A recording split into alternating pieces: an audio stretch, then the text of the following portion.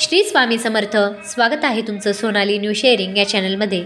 आपल्याकडे दिवाळीची सुरुवात झालेली आहे आणि यावर्षी अमावस्या 20 आणि 21 या 2 तारखेला आलेल्या आहेत।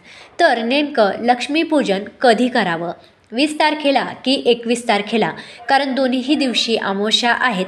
तर या संबंधीचे बरेच प्रश्न निर्माण झालेले आहेत। त्याच प्रश्नांची उत्तरे घेऊन मी या व्हिडिओमध्ये आलेला आहे। नेमकी लक्ष्मीपूजन कधी करावं, कोणत्या वेळी करावं आणि कोणत्या वारी करावं हेच आपण या व्हिडिओमध्ये बघणार आहोत। तर व्हिडिओ पूर्ण बघा।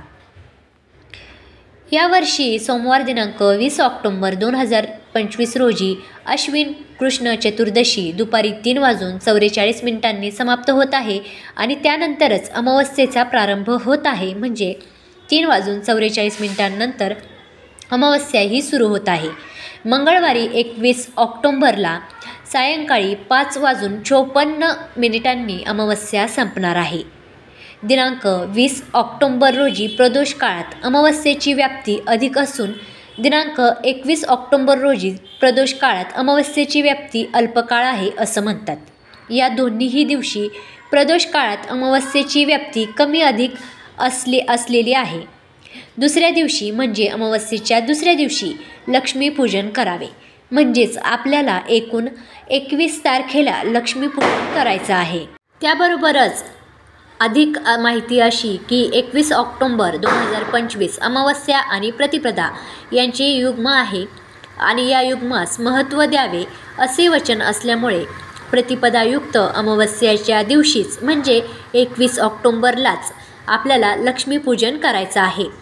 वर्षातील लक्ष्मीपूजन हा खूप मोठा सण आहे आणि तो योग्य दिवशी होणे खूप गरजेचे आहे। ज्या दिवशी सूर्याने अमावस्या बघितलेली असते ती सुद्धा मुख्य आणि योग्य मानली जाते। म्हणून यावर्षी 21 ऑक्टोबरलाच दिनांक 21 ऑक्टोबर मंगळवारीच आपल्या सगळ्यांना लक्ष्मीपूजन करायचं आहे। तर लक्ष्मीपूजनाची योग्य वेळ कोणती ते आता आपण बघूया। 21 ऑक्टोबर 2025 रोजी संध्याकाळी 6:10 पासून ते रात्री 8:40 लक्ष्मीपूजनाचा शुभ मुहूर्त असेल। या वेळात कधीही तुम्ही लक्ष्मीपूजन करू शकता, पण शक्य झालं नाही तर थोडं आत बाहेर देखील चालेल, कारण लक्ष्मीपूजनाच्या दिवशी आपण संध्याकाळी कधीही लक्ष्मीपूजन करू शकतो। पण जमलंच तर या शुभ वेळामध्ये लक्ष्मीपूजन करणं खूप फायदेशीर ठरेल। लक्ष्मीपूजनाच्या दिवशी सर्वांनी माता लक्ष्मीची पूजा आणि सेवा दोन्ही कराव्या, ज्यामुळे आपल्या घरामध्ये लक्ष्मी स्थिर राहील। आजच्या व्हिडिओमध्ये इतकेच। भेटूया पुढच्या आणखीन एका नवीन व्हिडिओमध्ये नवीन माहितीसह। तोपर्यंत श्री स्वामी समर्थ।